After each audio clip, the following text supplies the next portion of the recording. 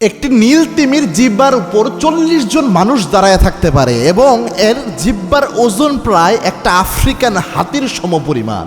যারা রিজিক নিয়ে পেরেশান হন একটু মনোযোগ দিয়ে শুনে, আল্লাহ যে এই নীল তিমিকে তৈরি করেছেন।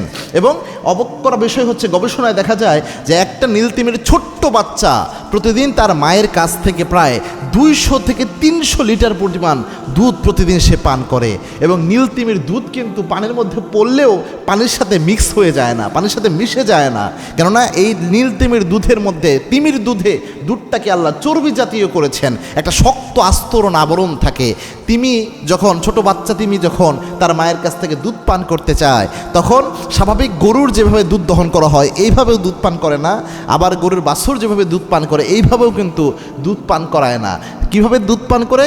যখন ছোট্ট নীল তিমির বাচ্চা দুধ পান করার ইচ্ছা পোষণ করে, তার মায়ের যেই জায়গাটায় দুধ থাকে ওই জায়গাটায় যেয়ে সে হা করে, বড় নীল তিমি যেটা মা নীল তিমি, সে সজোরে প্রেশার ক্রিয়েট করে তার ওই যে চর্বি জাতীয় দুধের লেয়ার এটা একসাথে ছেড়ে দেয়। এগুলা পানির মধ্যে ভেসে থাকে এবং শক্ত আবরণ যেহেতু মিশে তো যায় না, ছোট্ট নীল তিমি তখন হা করে মুখ দিয়ে ওই দুধের আবরণগুলো নিজের পেটের মধ্যে ঢুকে আনে। আল্লাহু আকবার! আল্লাহ যে কত বড় রাজ্জাক আল্লাহ রাব্বুল আলামিন। দেখেন, আল্লাহ যদি ছোট্ট নীল তিমির খাবারের ব্যবস্থা বা দুধ খাবারের ব্যবস্থা যদি স্বাভাবিক দুধ যেভাবে তরল দুধ এরকম রাখতেন, তাহলে দুধগুলো তো পানির সাথে মিশে যেত।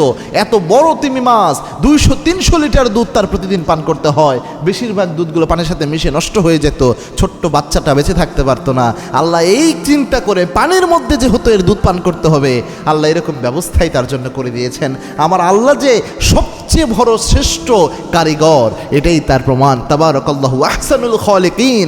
আমার আল্লাহর চেয়ে শ্রেষ্ঠ কোনো সৃষ্টিকর্তা এই পৃথিবীতে আর কেউ হতে পারে না, হওয়া সম্ভব না। এই জন্য আল্লাহ একমাত্র সৃষ্টিকর্তা।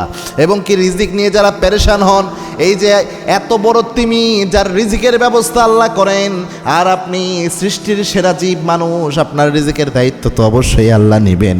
আল্লাহ বলছেন, ওমা মিন দাব্বাতিন ফিল আরদি ইল্লা আলাল্লাহি রিজকুহা।